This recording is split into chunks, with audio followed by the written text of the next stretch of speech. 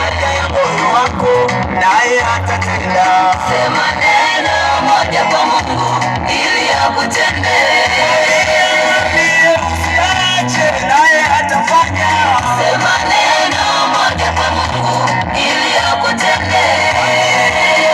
Yeye Mungu naye atafanya.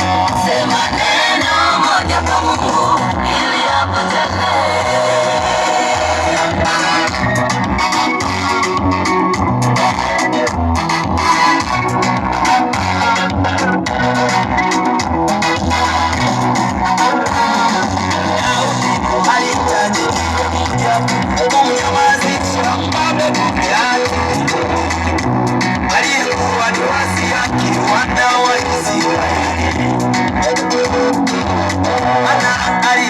Mtoto mmoja tu kumnyamazia.